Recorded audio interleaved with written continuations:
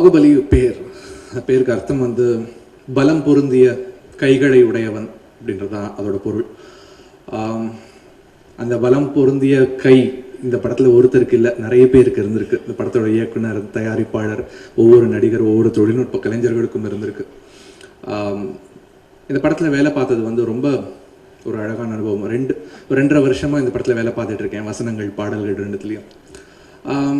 என்னோட வேலை பற்றி சொல்கிறத விட நான் இந்த படத்தில் நான் வேலை பார்க்க ஆரம்பித்ததுனால நான் அப்சர்வ் பண்ண நிறைய விஷயங்கள் இங்கே சொல்லணும்னு நான் நினைக்கிறேன். முதல்ல ராஜமௌலி அவர்கள்,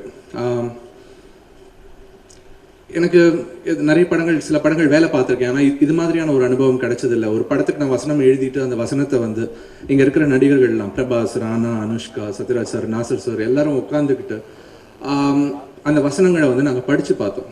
எல்லாருமே மனப்பாடம் பண்ணோம். நான் எழுதின வசனங்கள் பண்ணோம். அவங்க வந்து ஒவ்வொரு கேரக்டரோட வசனத்தையும் எல்லாரையும் மனப்பாடம் பண்ணோம். ஸோ அவரும், ராஜமௌலி அவர்களும் கூட உட்காந்துக்கிட்டு தமிழில் மனப்பாடம் பண்ணார். நான் எழுதுறதுக்கு முன்னாடி அவர் நிறைய இன்ஸ்பிரேஷன் கொண்டு வருவார். கம்பராமாயணத்துல இருந்துனா கோட் பண்ணுவார். கம்பராமாயணத்துல வந்து கம்பர் வந்து இது மாதிரி பார்ப்பாரு, எனக்கு இது மாதிரியான வித்தியாசமான பார்வை வேணும்னு சொல்லிட்டு அவர் பொன்னியின் செல்வன்ல இருந்து, கம்பராமாயணத்துல இருந்து, நிறைய எபிக்ஸ்ல இருந்து அவர் ஓமைகள் சொல்லுவார், எடுத்து காட்டுவார். அவர் இந்த வசனத்துக்கு அவருடைய இன்புட்ஸ் ரொம்ப ஒரு பெரிய ஒரு விஷயமா இருந்துச்சு. அது மட்டும் இல்லை, ஒவ்வொரு செக்டர்லையும் ஒரு வாழ் பயிற்சி ஒன்று நடக்குது அப்படின்னா அந்த வாழ் பயிற்சி வந்து சத்யராஜ் சார் வராங்க. அன்னைக்கு வந்துட்டு அவர் வந்து ஒரு கத்தியை தூக்கி போட்டு பிடிக்கணும். ரொம்ப ஒரு அது பண்றதுக்கு கொரியால இருந்து வந்தாங்கன்னு நினைக்கிறேன், ஸ்டண்ட் பீப்புள். அவங்க வந்து சொல்லி கொடுத்தாங்க. ஒரு யானை ஏறும்போது அந்த யானையை ஒரு 4 நாள் 5 நாள் அதுக்கு போய் சாப்பாடு கொடுத்து அந்த யானையை பழகிக்கிட்டு அந்த யானை மேலே எப்படி ஏறி உட்காரணும்ட்டு நடிகருக்கு சொல்லி கொடுக்குறாரு. செந்தில் இந்த படத்துக்கு சினிமாட்டோகிராஃபி பண்ணியிருக்காரு. ஒரு தண்ணிக்குள்ள போயிட்டு கேமரா மூவ் பண்ற மாதிரியான ஒரு சீக்வன்ஸ். எல்லாருமே அந்த தண்ணிக்குள்ள எப்படி இறங்குறது, அவ்வளவு சில்லுன்னு இருக்குன்னு சொல்லிட்டு ஃப்ரீஸ் ஆகிட்டு இருக்கு, யாரும் இறங்காம இருக்காங்க. முதல்ல அதுக்குள்ள குதிச்சவர் வந்து ராஜமௌலி.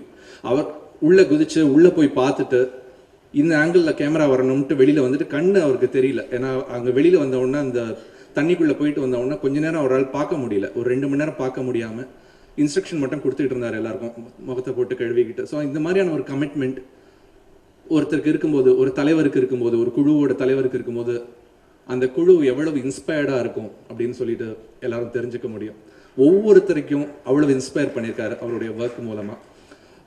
சாபு சிரில் ஒரு பெரிய ஒரு உலகத்தை கொண்டு வந்து கொடுத்துருக்காரு.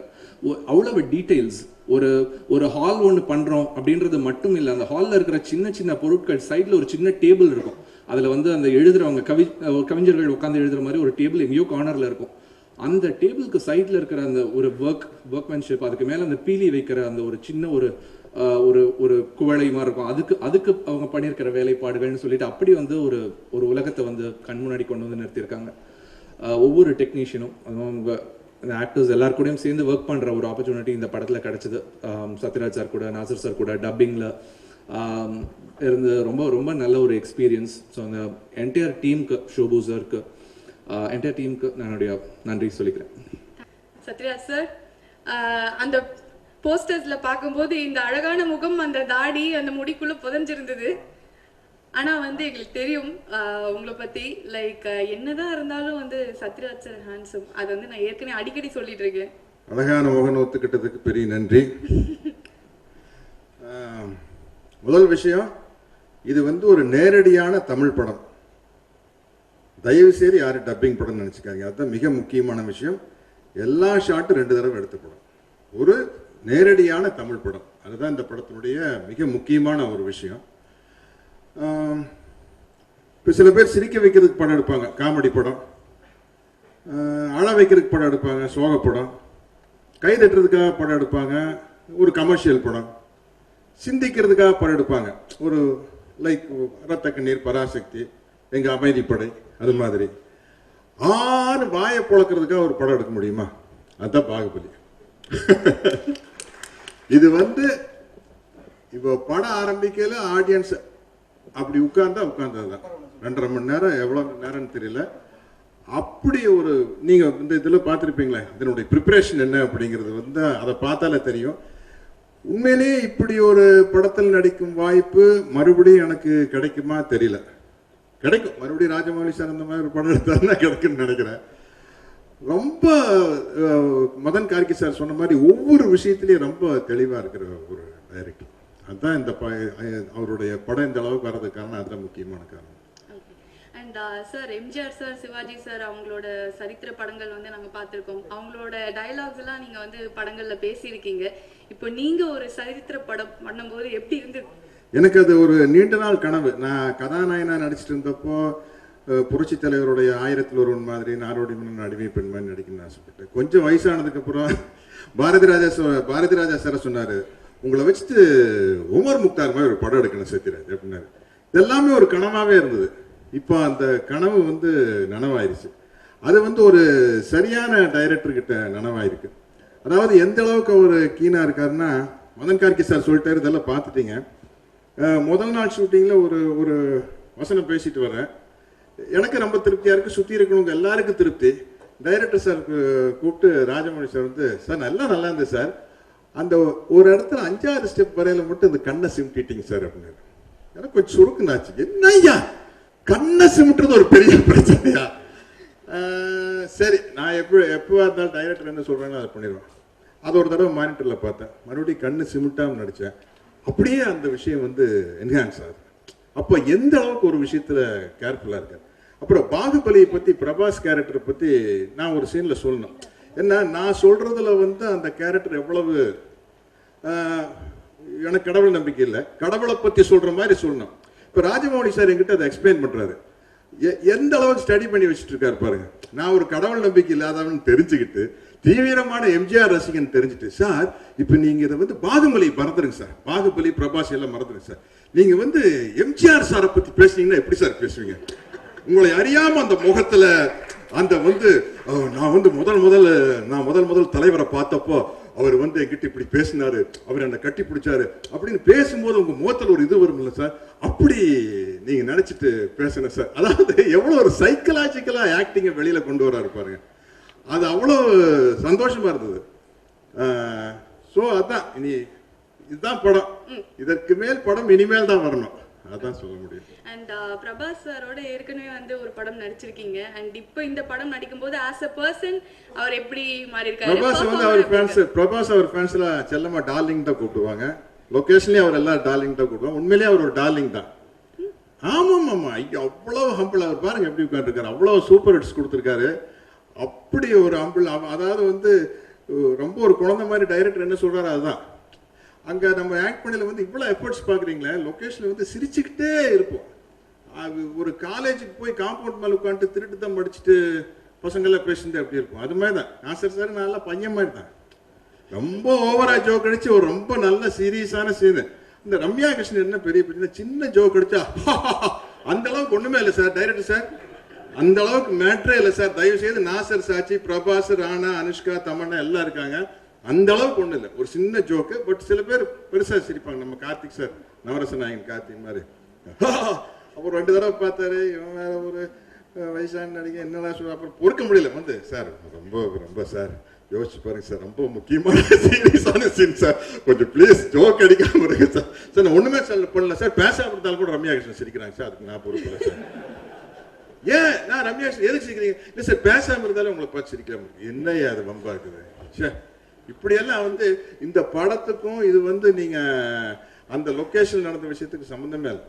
இது வந்து இப்போ நம்ம ஏதாச்சும் ஒரு படம் கிராண்டியரா எடுத்தோம்னா ஆங்கில படத்திற்கு இணையாக அப்படின்னு போடுவோம்ல. இந்த படம் வந்ததுக்கு அப்புறம் ஹாலிவுட்ல கிராண்டியரா ஒரு படம் எடுத்தாங்கன்னா பாகுபலிக்கு இணையாக அப்படின்னு போடுற சூழ்நிலை இந்த படத்துக்கு அப்புறம் நிச்சயமா வரும். இது சும்மா இந்த மேடையில புகழ்ந்து பேசுறீங்க அப்படி இப்படி இல்லை. நீங்க பாருங்க பார்த்துட்டு சொல்லுங்க. அப்புறம் முக்கியமா ப்ரொடியூசரை பற்றி சொன்ன ஒரு நல்ல ஜோக் பிரபாஸ் சொன்னார் பாத்தீங்களா? செலவு ஜாலியா ஒரு மூலையில் உட்கார்ந்து அவர் பாட்டுக்கு சிரிச்சிட்டு இருப்பாரு. பிரபாஸ் சொல்வார், சார் அவர் பாருங்க சார், வேற யாரோ படம் எடுக்கிற மாதிரி, இவர் வேடிக்கை பார்க்க வந்த மாதிரி உட்காந்து இவ்வளவு செலவை என்ஜாய் பண்ணிட்டு உட்காந்துருக்காரு பாருங்க சார் அப்படின்னு. ஸோ இப்படி ஒரு டீம் அமைச்சர் எல்லாரும் கிட்ட பாருங்க. நாசர் சாருக்குன்னா நாசர் சாருக்கு ஒரு ஸ்பெஷாலிட்டி இருக்கு, எனக்கு எல்லாம் அப்கோர்ஸ் ஹீரோங்கிறது அதான் பாகுபலி, ராணா, இது இனிமே எதையுமே நம்ம ரிவீல் பண்ண முடியாது. அவ்வளவு நீங்க பார்க்காத அனுஷ்கா, பார்க்காத தமன்னா, பார்க்காத ரம்யா கிருஷ்ணன், பார்க்காத நம்ம சுதீப், அப்படி ஒரு விஷயம். கேமராமேன் சாபு சீரியல்ல இன்னொரு ஹீரோ தான். நான் ஹைதராபாத் ஏர்போர்ட்டில் வந்து ஒருத்தர் பார்க்குறேன். அவர் வந்து சார் நானும் கோயம்புத்தூர் தான் சார். சரி சார், ஹைதராபாத்தில் எங்கேயாச்சும் கம்ப்யூட்டர் சென்டரில் வேலை செய்கிறீங்களா? இல்லை சார், வேறங்க தான் பாகுபலியில் தான் வேலை செய்யுது சார். பாகுபலி இல்லையா? என்ன வேலை செய்யணும், நான் உங்களை பார்த்தே இல்லையா? இல்லை சார், நாங்கள் இந்த ஸ்கெட்ச் சீன் கிரியேட்டர். என்னன்னே தெரியலீங்க. இப்போ நீங்கள் ஷூட்டிங்னு பார்த்தீங்கன்னா ஒரு லைட்டுக்கு ரிஃப்ளெக்டர் இருக்கும், கேமரா இருக்கும். இது அப்படி இல்லை. ஷூட்டிங் ஸ்பாட்டில் வந்து ஒரு புல்டோசர் ஓடிட்டு இருக்கும். அந்த பக்கம் ஒரு பெரிய பிளேன், ஏதோ டேம் கட்டுற மாதிரி, அந்த பக்கம் ஒரு கேமரா லைட்டு. என்னங்க அது? Hats off. ஓகே, இவ்ளோ விஷயங்கள் வந்து சொல்றீங்க. எங்களுக்கு பயங்கர ஆர்வமா இருக்கு படம் பார்க்கணும் அப்படின்னு. அந்த ஆர்வம் வந்து அப்ப நடிச்சவங்களுக்கு எவ்வளவு, உங்களுக்கு ஆர்வம் தான், நடிச்ச எங்களுக்கு எவ்வளவு ஆர்வமா இருக்கும். அண்ட் ராஜமௌலி சார் கிட்ட நீங்க அப்சர்வ் பண்ண ஒரு ஸ்பெஷாலிட்டி என்ன அவரோடது? ஸ்பெஷாலிட்டி என்ன, நம்ம வாழ்க்கையில வெற்றி அடையணும்னா அந்த ப்ரிப்பரேஷன் ரொம்ப முக்கியம். நீங்க வந்து ஒவ்வொரு செகண்ட் டென்ஸ்டா இருந்தா உங்க ஆயுஷ் தான் குறையும். இது ஒரு படம் எடுத்தோம்னா எவ்வளவு 20-25 வருஷம் வயசுல குறைஞ்சு போயிடும். பட் வெல் ப்ரிப்பேர்ட் அதுதான் வந்து இப்ப நீங்க பார்த்தது. எல்லாம் ப்ரிப்பேர் பண்ணி வச்சுட்டு ஒரு எனக்கு வந்து ஒரு ஒரு ஒரு ஜாலியான காமெடி படத்தில் நடிக்கல என்ன ஸ்டைல். இப்போ நடிகன் மாதிரி ஒரு படம் கவண்டமணியன் ஒன்று நடிக்கிறேன், மாமன் மகன் மாதிரி. அதில் என்ன ஸ்டைல், அவ்வளோதான் எங்களுக்கு ஸ்டைல். அது காரணம் வந்து ஃபுல் பாரத்தையும் வந்து அவர் ராஜமௌலி சார் அவர் தோளில் தூக்கிட்டாரு. அதை வெல் ப்ரிப்பேர்டு, நல்ல ப்ரிப்பரேஷன்ஸ் பிரமாணமாக பண்ணி முடிச்சுட்டு அவரு ரொம்ப ஜாலியாக இருப்பார். அவர் எங்களை விட மோசமாக இருப்பார். அதான் அவ்வளோ ஜாலியாக இருப்பார். Okay, thank you so much sir. உங்களோட எக்ஸ்பீரியன்ஸ் ஷேர் பண்ணதுக்கு ரொம்ப ரொம்ப நன்றி. அண்ட் இந்த படம் வந்து உங்க எல்லாருக்கும், நம்ம டீமுக்கு, நம்ம தமிழ் சினிமாக்கு, இந்திய சினிமாக்கு அண்ட் உலக சினிமால இந்த படம் தான் அப்படின்னு பெரிய பிரபாஸுக்கு தான் பெரிய பிரச்சனை. இதுக்கப்புறம் என்ன, பிரபாஸுக்கு வந்து என்னன்னா இதுக்கப்புறம் என்னப்பா பண்றது, பார்ட் 2 அதுக்கப்புறம் என்ன கஷ்டம், பார்ட் 2க்கு அப்புறம். ஏன்னா இது பிரபாஸை கொண்டு போய் என்னமோ பண்ணி விட்டு அதுக்கப்புறம் பெரிய போராட்டம் தான். பட் நல்லதான். அப்படி நம்மளை நாமளே அப்படி நம்ம நாமளே ஒரு இக்கட்டான சூழ்நிலை கொண்டு வந்துட்டோம்னா தான் மேலும் மேலும் வளருவோம். அதானே சூர்யா பண்ணிட்டு இருக்காப்புல. வந்த வேகத்திலேயே பல கேரக்டர் வாரணமாயிரம் அது இதுன்னு பண்ணி இப்போ சூர்யா போட்டி ஏதாச்சும் பண்ணியானோ சூர்யாவே மறுபடியும் செதுக்கிட்டே இருக்கணும். அது வந்து ஒரு கலைஞனுக்கு வந்து ரொம்ப நல்ல விஷயம். Thank you so much sir. Thank you so much for joining us. எல்லோருக்கும் வணக்கம் சார். எப்பவுமே வந்து நாசர் சாரோட அந்த ரோல் அப்படின்னா எந்த படத்துலயுமே வந்து பேசப்படும். அது வந்து அது அமைதா இல்ல அந்த கேரக்டரை நீங்க வந்து அந்த மாதிரி ஆக்கிடுவீங்களா அப்படிங்கிறது தெரியல.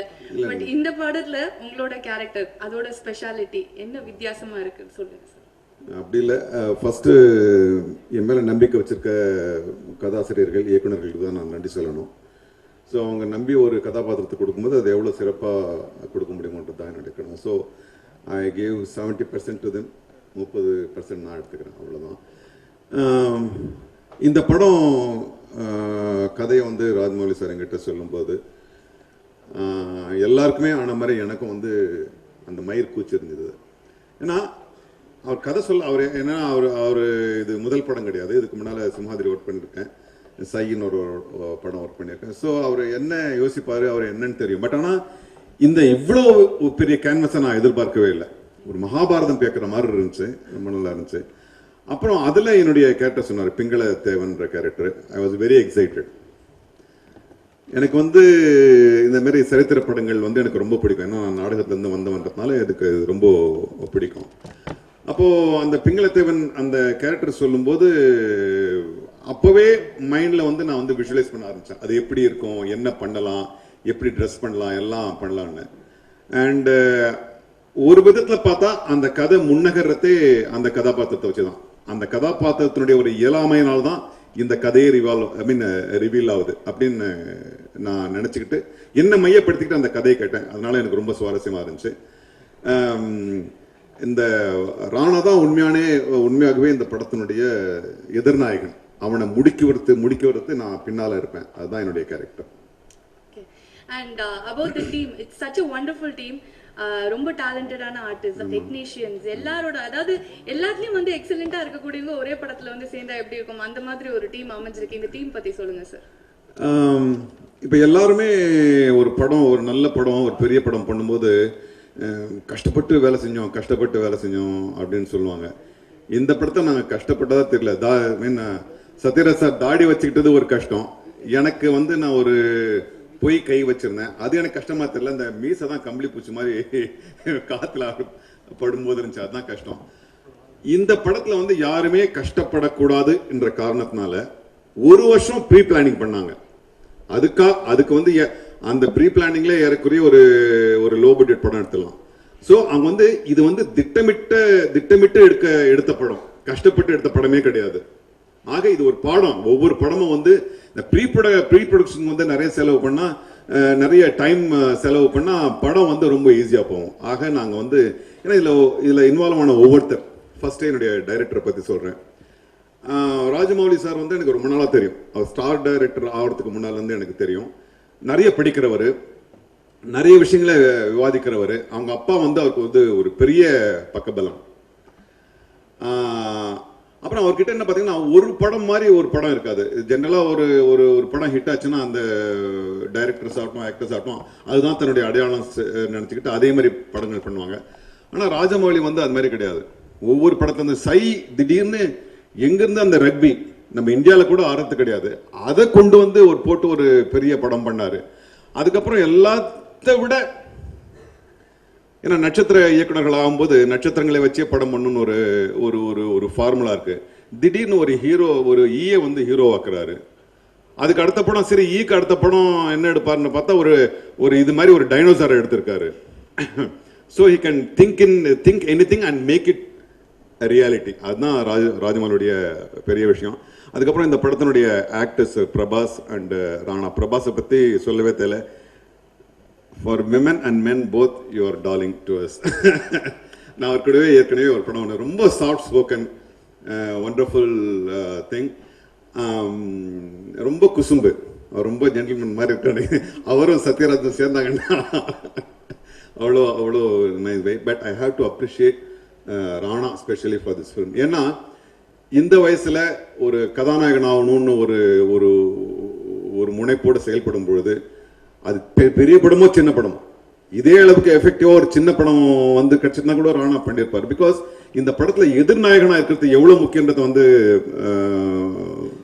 ராஜமௌலி சொல்வாரு. He has taken a very great responsibility, not a risk, and you have fulfilled it. Thank you for that. அப்புறம் இந்த படத்தினுடைய கேமராமேன் செந்திலும் ராஜமௌலியும் பேசுகிறது பார்த்தா ஹஸ்பண்ட் அண்ட் ஒய்ஃப் மாதிரி இருக்கும். ஏன்னா சண்டை போட்டுப்பாங்க, கொஞ்சுவாங்க, அப்புறம் அதட்டுவாரு, அவர் வந்து கெஞ்சுவாரு. அது வந்து படத்தில் ரிஃப்ளெக்ட் ஆகும் உங்களுக்கு. One of the greatest visual Senthil has created. அதே மாதிரி கீரவாணி சார், மகதமணி sir has given the greatest score in the film. அப்புறம் இந்த படத்தினுடைய ஆர்ட் டைரக்ஷன் சாபு செரில், அது எங்களை வேற ஒரு உலகத்துக்கு கொண்டு போனார். நாங்க வந்து 3 பங்கு உலகம் தான் பண்ணியிருக்கோம். அந்த செட்டே வந்து ஒவ்வொரு செட்டும் வந்து 60 அடி செட்டு, அதுக்கு மேல திரும்பி ஒரு 200 அடி செட்டு போவோம். அண்ட் அந்த ஸ்பெஷல் எஃபெக்ட்ஸ் பண்ண இன்னும் அந்த உலகத்தை நான் என்ன கண்ணால பார்க்கல. அந்த ஸ்ரீனிவாசன் மோகன், எவ்ரிபடி, அது எல்லாமே சத்யராஜ் சார், ரம்யா சார் சொன்ன மாதிரி நாங்கள் சிரிச்சுக்கிட்டே இருப்போம். So it was a wonderful team. I will miss after part 2.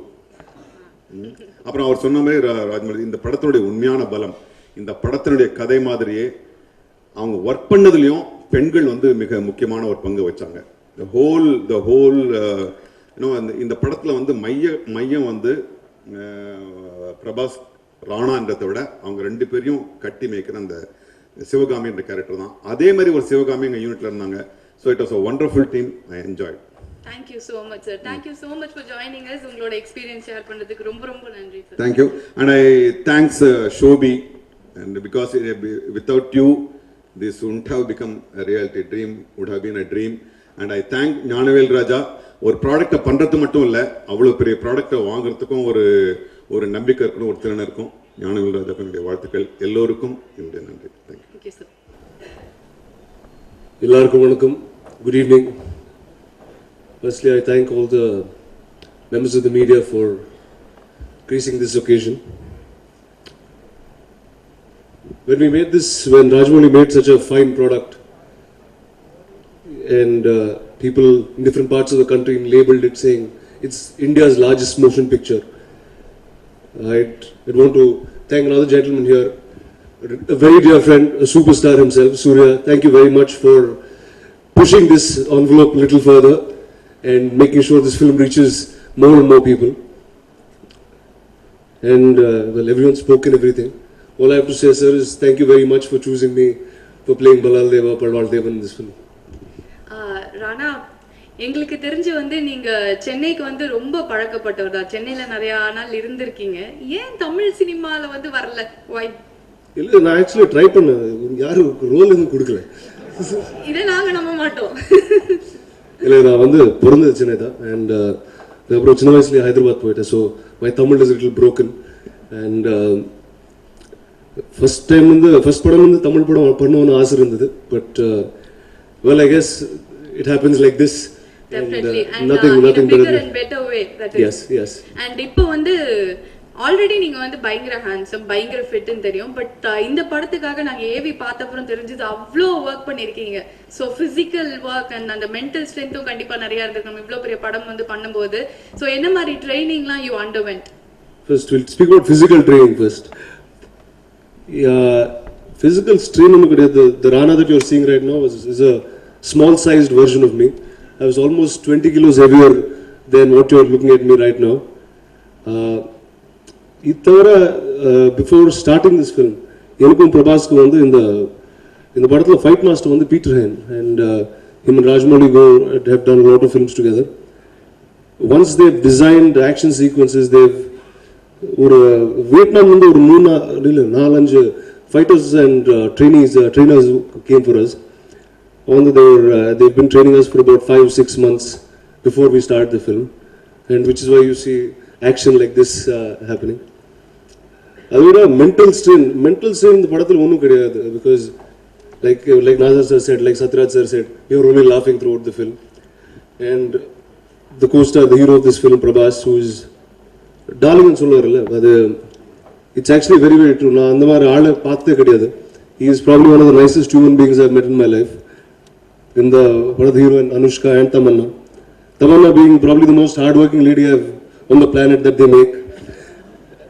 And Anushka வந்து ஒரு பெரிய very great trait she has. அது வந்து நான் முன்னாடி கூட சொல்லிருக்கேன், she can kill you with her goodness. She is so good you will be murdered and dead. So by the end of this film, I think I'm also slightly a better human being. And well sir, thank you, it was a pleasure indeed. And Shobhu is my neighbor, so which is why I have a special connect to this film. Okay. Bahubali is our street film. And Rajmouli sir, எப்படி இருந்தது அவரோட work பண்ண experience? ஏன்னா வந்து இவ்வளோ படங்கள் super hit கொடுத்துருக்காரு. This is going to be his biggest film. So how was it working with him?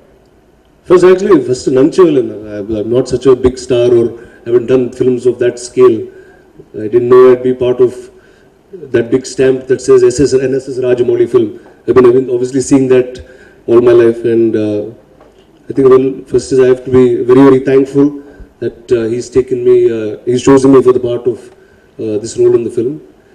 Every day with him is like going to school and learning, but yet at the same time, நான் actually press interview இதெல்லாம் கொடுக்கும்போது தான் தெரியும் எனக்கு ராஜ்மௌலி அண்ணா அது வந்து it's like a legendary name, but for me he's a very simple fun loving director who just said, here you go, this is your job, get it done, and that's what it is. And thank you sir, thank you very very much.